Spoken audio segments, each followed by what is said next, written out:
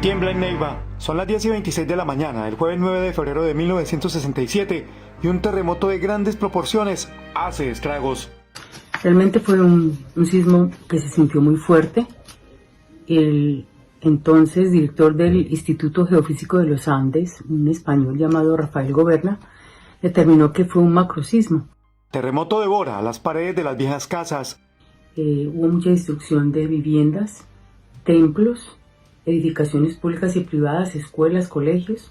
Las edificaciones se mueven al vaivén del terrorífico temblor y caen. En esa época calcularon esos daños en 300 millones de pesos. La Catedral Inmaculada, que se empezó a construir en 1914, también sufre grandes impactos por el temblor.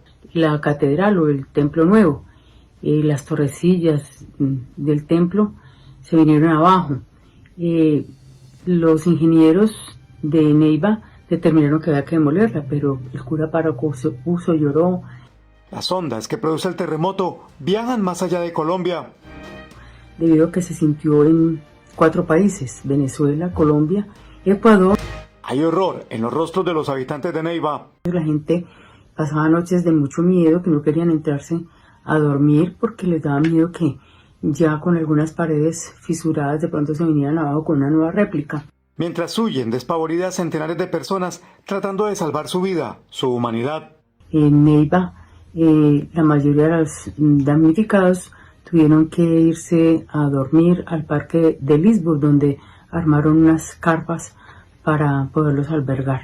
Edificaciones, iglesias, casas son devoradas por el temblor y caen como en efecto dominó, atrapando y aplastando a personas. Fue realmente caótico ese sismo que hoy, pues a la luz de mirar la intensidad en la escala de Richter, aunque fue clasificado como un macrosismo, fue realmente un terremoto, porque de 7 grados de intensidad en esa escala en adelante es terremoto. Algunas edificaciones se niegan a caer y se oponen a la danza y al compás del impresionante terremoto. Causó en total 123 muertes, 250 heridos, muchos damnificados. Neiva quedó destruida. Uno de los terremotos más impactantes de Colombia acaba de ocurrir. Son una serie de fallas, la gran mayoría activas, que en cualquier momento se reactivan. Y Neiva no es ajena a esa. Nosotros tenemos muchas fallas. Después del terrible temblor, la tierra siguió moviéndose. En 19 días, 400 réplicas, eso es demasiado. En un solo día, 12. Que la gente tenía tanto miedo que no entraba a dormir en las habitaciones, sino que se quedaban en los pórticos de las casas o se quedaban en los carros, incluso a dormir en Neiva. Sobre todo cuando yo entrevisté a la gente, era lo que más me contaban. Expertos aseguran que el terremoto fue provocado por la falla de Algeciras, un sistema de fallas geológicas que están activas y que atraviesan el suelo del Huila, Cauca, Putumayo y Nariño. El departamento del Huila está lleno de fallas por todo lado. Tenemos sistemas de fallas en el Piedemonte, digámoslo así, hacia el occidente de la cordillera central, en la parte del valle y al oriente de la cordillera oriental. El epicentro del terremoto habría sido el hoy corregimiento de Vega Larga. El epicentro, algunos consideran que fue Vega Larga, aquí cerca de Neiva, y pues los daños fueron bastante considerables en la mayoría de las iglesias del departamento y en muchas viviendas. No es la primera vez que Neiva y el Huila sufren terremotos de gran impacto.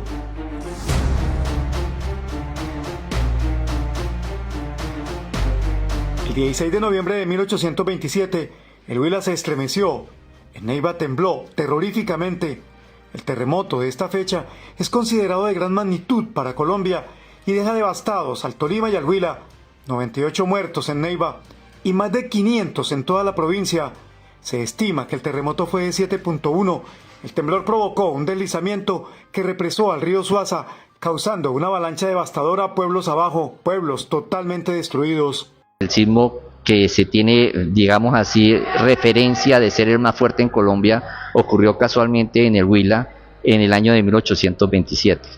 Este temblor, digámoslo así, a pesar de que en ese momento no existían registros para medirlo, es considerado el más fuerte y causó unos daños gigantescos. Ese temblor no solamente produjo la caída de iglesias, de casas, sino que produjo represamientos en algunas fuentes hídricas principalmente el río Suaza en el sector de Altamira, en el Grifo, y el rompimiento de este taponamiento produjo una cantidad de muertes a lo largo de todo el río Magdalena. Neiva vive bajo varias fallas geológicas, entre ellas el sistema de fallas del Magdalena, la falla de Algeciras, otras como la falla de Fortalecillas o incluso la falla de Colombia-Huila, hacen que la ciudad esté considerada de alta amenaza sísmica. El mensaje primordial es entender que nosotros estamos en una zona de alta sismicidad y que en cualquier momento puede temblar. La falla geológica de Altamira, la falla del borde llanero y parte del sistema de fallas geológicas de los Andes orientales atraviesan al Huila. Neiva, por ende, tiene alto riesgo de sismicidad.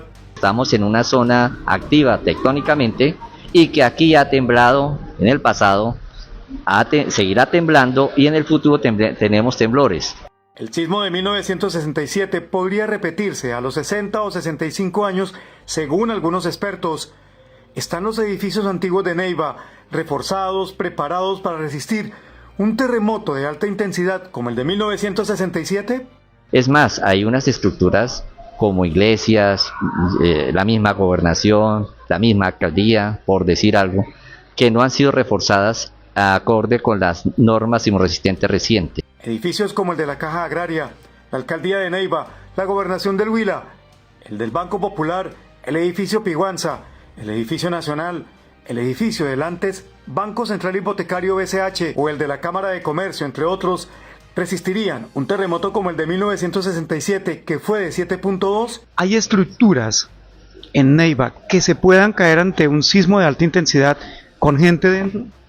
Sí, hay muchas estructuras en Neiva porque tenemos construcciones viejas que no cumplen con normas sismorresistentes.